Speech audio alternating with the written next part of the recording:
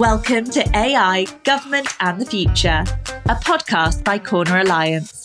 We explore the intersection of artificial intelligence, government and the future with your host, Alan Pence. We work with government to create results. We ignite your agency's mission by helping you to design and implement high-impact and innovative federal programs in AI, broadband, cybersecurity, public safety, and more. Being a government ally is at the core of all we do. Introducing your host, Alan Pence.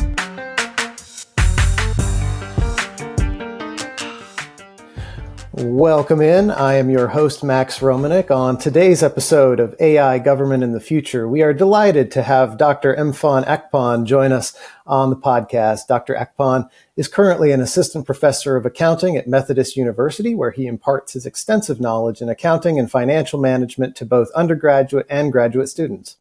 Over a decade of experience in academia, Dr. Akpan has a strong foundation in teaching, research, and service within the fields of accounting, finance, business, and management. His innovative use of pedagogical methods and online platforms has significantly enhanced the educational experience for his students. Additionally, Dr. Akpan serves as the audit committee for the city of Fayetteville, North Carolina, contributing his expertise to oversee the city's financial affairs effectively. His research on bringing the digital divide and extensive work in integrating technology in education and public service makes him a trusted authority in the complex dimensions of AI. Welcome, Dr. Akpan. Wow, thanks, Max. You make me sound good. Appreciate that. Nothing that is not well earned. Appreciate the intro. Appreciate being here. It's really absolutely a pleasure. As a means of getting us started, Dr. Akpan, you have such a rich background in accounting and finance. Could you share with us initially what drew you to the field and what motivates you to integrate AI into your teaching and your research? In one word, students. It's really the students. I moved into academia non-traditionally, so meaning I didn't go straight in to do a PhD. I started as an adjunct, teaching part-time, and then moved into doing my doctorate and getting into teaching full-time. And it was all about the students, really being able to help and to contribute and to just share and improve as many students' lives as I can. In recent past, have you seen any shifts in their attitudes towards some of these new digital tools? Yeah, absolutely. I've seen them using it more and more and finding different ways to I don't want to use the word cheat, but to really get things done or to really to get assignments done, to become more productive. And when you think about it, that's really one of the ways you're supposed to use, particularly the large language models, is supposed to help you to become more productive or be more productive. Not to pull on the cheating thread, and we certainly won't call it that, but as an educator, how do you see AI affecting the ethical landscape for professional education and training? It's hard because there's different, if you look 360 view, you've got educators who are for it, educators who are against it. I'm on the camp who's all for it. They need to use it, but there's others saying, and I can understand and empathize with the side that says, like, hey, we need to put some controls on how this is being used in the classroom. Students, you have different, I guess, levels. You have some students who are all out. So they try to find every way that they can to use it. Then others stray away from it. So I see different extremes. I think from the educator standpoint, it's important for us to take a lead and at least let the students know where we stand on using it in the classroom. One of the things that I hear from a lot of my colleagues in federal government consulting sector is that, the younger generation is starting to use AI. What it effectively does is it makes them more effective in their roles. They can essentially do the job of multiple people. And I have some colleagues who are going so far as to say, if you're not using AI now, enjoy the last 5 years of your career. To your colleagues who might be hesitant to warmly embrace it in the classroom, what would you say to them when there are employers out there saying AI is going to be a basic fundamental skill of getting a job in the next couple of years? That's a tough question. It's hard to tell someone what to do in their classroom. But I would say to a colleague, it's important. Hey, you may not want to use it in your classroom. You may be against it. You may not like it, but you need to learn about it because I'm using it. Your students are using it. Employees are using it. So it's important to at least find out what's out there and to understand the environment you're navigating in, even if you're not looking to put it into your classroom. I think that would be my initial conversation. Are you aware of any sort of like formal guidelines that exist trying to govern this behavior, or is it more like an institution by institution sort of approach at the moment? I'd say when you talk about in the classroom or just yeah, I would say institution. At my institution, particularly in my department, we're asked to at least take a stance. So we at least say something about it in our syllabus. So if we've got a course, you can use it, how you can use it. So at least students can have some sort of guideline in our classes. The hard thing, and I think it's harder for students because they may have me as their professor and they're working on projects with AI in the class. So they're using it. And then they may go to another professor that says, no, you cannot use this at all. This is, it's banned. So it's kind of, they may encounter those extremes. But I do think it's important that we do at least let them know, as far as in the classroom, what the expectations are. Sure, that makes a ton of sense. Really related to this, you've spoken extensively on bridging the digital divide with rapidly advancing technology and the urgent need to try to close the gap. Related to this, what actions do you recommend from individuals and larger entities to try to make progress in this area? It's going to be hard because you've got the platforms. So you think about Anthropic, Claude, you've got OpenAI, GPT-4. The better features are behind paywalls. So if you think about that, that creates a gap there. And going back to what I was talking, you were asking about the students. I've got some students who pay the money. They scrape together the $20 a month and are plus users. And they're using GPT-4 across the board. Other students, they're not, and they don't have access to all of the features. So you can kind of see there's a rift.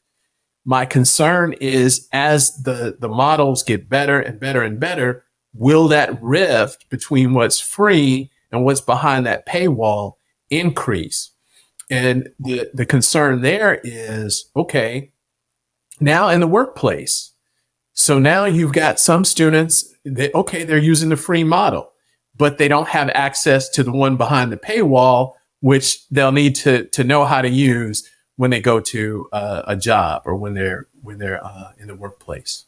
And certainly, paywall features, one of the critical elements, especially that we see in the workplace now, is behind the paywall is how you have any modicum of privacy with these AI models. I mean, at least it's only sort of confined to the data that you feed it and all of that sort of thing. Are you starting to see privacy concerns escalating? And then obviously within the digital divide and the lack of equity there, I feel like having something like privacy be the price you have to pay for access to a tool seems like quite a cost to extract from somebody. And then if otherwise you have to pay, and that's quite a trade-off that your students find themselves confronted with. How does that land for you when you are sort of observing the decisions your students are having to make on the fly? From my perspective, what I've seen is that there's an even bigger gap.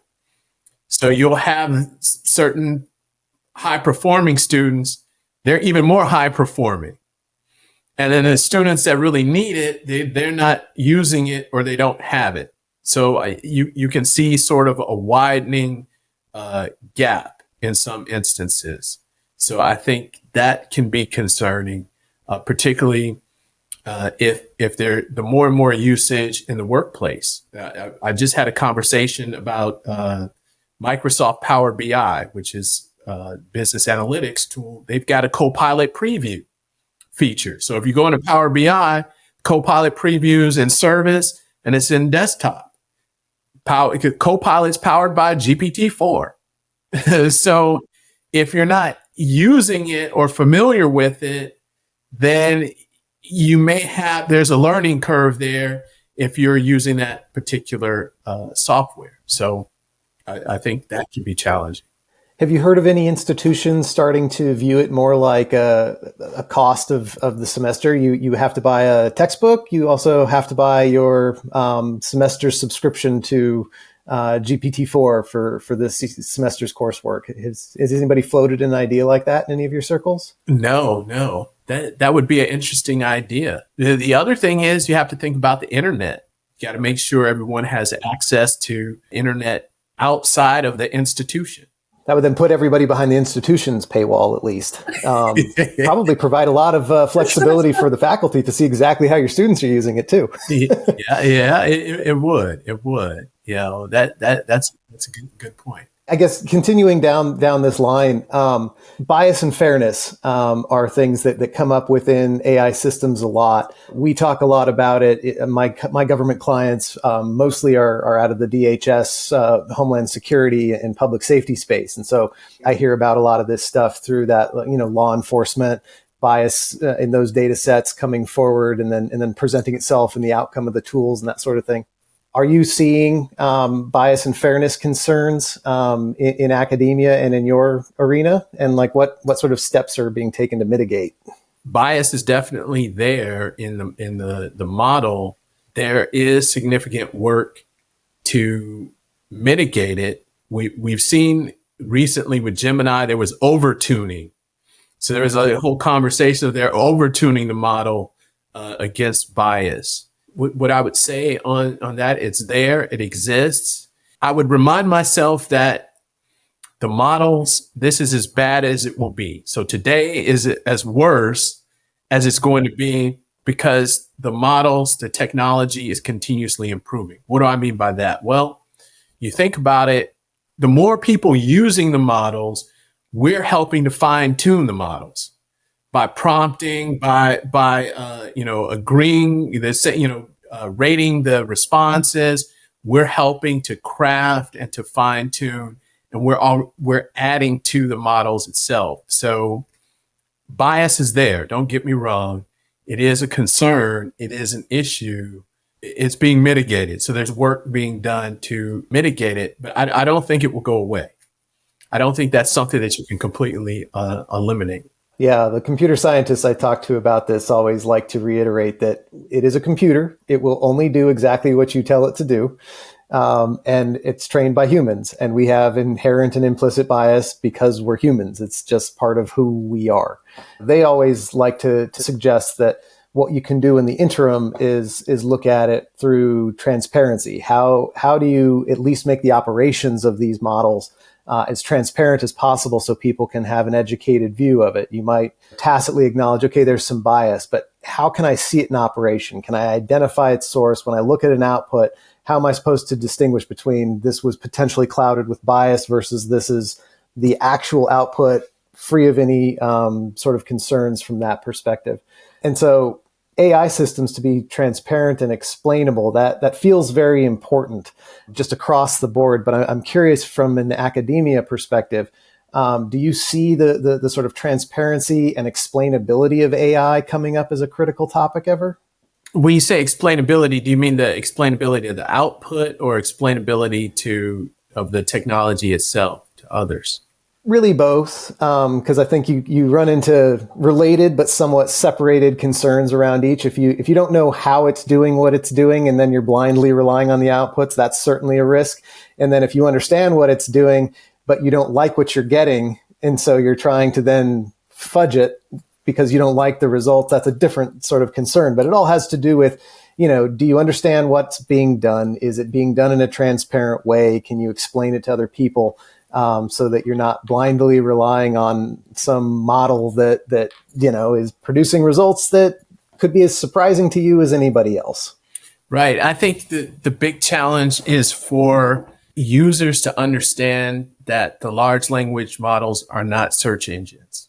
When we see that window, we think, okay, this is Google. I'm going to type in something. I'm going to get what it is that I want, or, so it's the search engine. So I think that's the big challenge and that could lead to the frustration or disappointment. So you go in thinking I can type in something and it's just going to give me exactly what I want perfectly. And it doesn't work like that because it's not a search engine. So I think that understanding how they work and what it is and using it correctly, understanding how prompting works, what prompting is, I think that would help with the other is what we call understanding, generate, and review. So I think you were alluding to a hallucination. So your output, you're going to have some hallucination. And to have that expectation and generate and review means, okay, if I have a task that would take me 4 hours to do, okay, just with no AI or anything, it's 4 hours for me to get this done. All right, if I use AI to generate it, whatever it is, to create whatever it is in 10 seconds, and I spend an hour reviewing it because I got to check it. Okay, so now I've saved about 3 hours. So that's another way to look at it. Now, if you approach it that, I'm going to just have AI to do whatever it is to help me with this spreadsheet, there's going to be disappointment there because of the hallucination. So understanding that, and I guess it comes back to understanding how the technology works and how it can help you in your workflows and how it may not be able to help you in your workflows. I think that's very important. From that perspective of understanding how the technology works, transparency is a big regulatory concept in your other life, in terms of forcing transparency for accounting standards and all of that sort of stuff. Over there, are you seeing AI as a complicating factor with compliance and regulations in accounting and finance, or is it something that maybe is helping? And do you think there's a model there for forcing transparency in some of the AI providers, much the same we do with like our K's and Q's for financial transparency?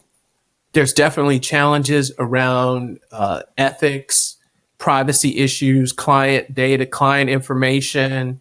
So there's challenges around that point. However, around efficiencies, cost savings, the technology is being used across the board, implemented to move things forward a lot faster. One interesting thing, I'll tell you a story. So I had a student, she graduated last December. She came back to visit one of my classrooms, and one of the students in the class asked her, "Hey, are you using, AI, large language models in your job?" She said, "Well, things like ChatGPT, we use it to help us to speak with clients." So the student's like, "What do you mean?" Well, she was saying that, look, if I start speaking with you in accounting jargon, you would understand it, I would understand it, but the client may not understand it. So we want to have better engagement with our clients. So we use the language models to help us to explain things in simple terms. How can we approach the client with this issue? How can we talk to them? So it helps in those ways. So again, adding to workflows.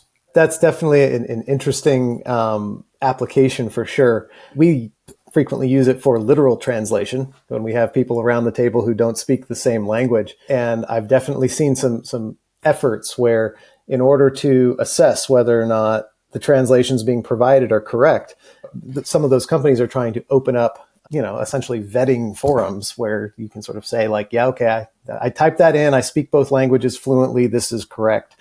Obviously, there's a big portion of the training that goes into that sort of thing, but I just look at it from the perspective of those things that can happen in the shadows. Sometimes we have to trust that they are not nefarious, and we're frequently wrong. When you force it into daylight through a transparency mechanism, then everybody's aware. Everyone can sort of see what's happening there. As you are, serving the city of Fayetteville in that sort of arena, do you see a role for like required enforced transparency for the providers of an AI service? I think transparency is very important. I think another issue that I'm interested in, I guess I would say this, is around the gray area of AI usage as we move into more and more devices and having LLMs in more and more places. So I was having this conversation with a colleague of mine, and the fact that we kind of were going back and forth about this topic, it made me think that there needs to be further discussion on it. My point being is that we were talking about smart glasses. I don't know if you're familiar with smart glasses, Meta AI glasses that have AI. You can take pictures, you can live stream. You've got the Rabbit R1 pen that can record and take images. There's the AI app. So as we were discussing, does this fall under cell phone usage as far as privacy in the workplace or not? And I said, well, we had to discuss it. And do you think there will be issues around that with people wearing devices, recording people? We're a one-party consent state, North Carolina. How is this going to impact the workplace? Those are some of the questions that I have and concerns that I have around the technology. Is it okay to record things or to transcribe things on your phone with Chat GPT, or how do we enforce things around that nature? Yeah, I don't think that the dust has even remotely settled on that. I'm not even sure all the dust has been kicked up on that yet. So as a means of beginning to wind down our conversation here, looking ahead, we were talking a bit about some of the short-term sort of ethical implications of widespread adoption of AI in education. Looking longer term, do you see a way for policymakers and educators to work together to try and address some of these challenges proactively? Yeah, we'll have to, but we'll also have to work with industry because they're the ones who are rapidly moving this technology. I was in another meeting before I came on here, and I was saying this thing's changing monthly, and my co-presenter was like, no, it's changing every day. So definitely industry has to play a role in it. Government definitely, I would like to see industry take a bigger role. And why would I say that? If you think, you mentioned about accounting standards, and it's kind of, when you think about the accounting standards, you're kind of catching up to what has already happened. So I think with things moving so fast now, it's important to have industry to really work together with the educators and government to let us know, hey, this is coming. This is what we're working on. So we can have time to put guardrails if necessary, prepare, and understand what the environment is going to look like. Because for me, it's hard. And I say that because you got to think about it. I've got a freshman. If I've got a freshman in my principal's class, I've got to think about, how am I going to help this student in 4 years? What are they going to need to know 4 years from now when they graduate? And then you think about how things changed last day of November 2022 to today. There has to be some coordination in order, particularly on the education side, to be able to help these students, and for us to not only help the students, really it all plays together, because you help the students, you're helping the workforce, and the workforce is helping society. So that's the government, so I think that's an important thing to think about. Yeah, you're certainly not alone in that. I think Singapore is one of the first governments that's offering free retraining for people in their 40s who can show that AI has essentially eaten their job. I just get concerned. Noah Yuval Harari, I think on a late night show, was interviewed recently, and he said it's one of the first times in human history that we honestly don't know how to train our next generation, because we have no idea what the world is going to look like in 20 years. It's moving so fast. And so that makes me certainly take a big gulp. What are we supposed to do in this situation? And I'm very happy to hear that there are big thinkers like yourself who are down in the trenches trying to work on this stuff for us. Well, you made a good point, because what you said about that quote, it reminds me of, there's a book by Stephen Johnson, Where Good Ideas Come From. And in that book, they talk about the 10-10 rule. And the 10-10 rule is that, okay, it takes 10 years, traditionally, it would take 10 years to develop a technology, 10 years to adopt it. So let's say 10 years to develop a color TV, then 10 years for it to widely be adopted. That does not exist anymore. It doesn't exist. And when you think about, they talk about Moore's law and everything, they're pushing to get faster and faster and more chips. So the compute and everything, it's going to be unbelievable leap forward and movement forward across the board. So I think one thing that is important to try to do is to have a mindset of lifelong learning. And at this point, in my opinion, be technology agnostic. Learn as much as you can. The bad thing is, when you talk about these LLMs, these large language models, they're changing every day, which is a bad thing. So you got to keep learning instead to stay on top of it. The good thing is, for the most part, they're doing the same stuff. So, you can load up document, they'll analyze things for you. You can put images. So some have vision, but you have to prompt. So you got to prompt them. So if you focus on, my suggestion, focus on learning how to use one really well, or use one often, then you can carry over to the other ones. There's a lower learning curve if you move over to another one. My final question for you before we completely wind down here. If you were dictator of the world for a day and you had the sway for your academic colleagues or for policymakers somewhere to try to come up with something really proactive in this space that would lead for a positive legacy, any ideas around something that you would try to institute? Free internet for everybody. As everyone has free high-speed internet. I think that would be amazing, because it would eliminate one barrier. Because as we talked about earlier, we pay for GPT-4, what have you.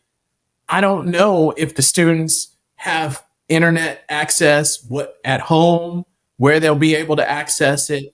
That would be that would eliminate, and that would be a huge equalizer, not only in urban areas, but in rural areas as well, across the board. I think that would be amazing.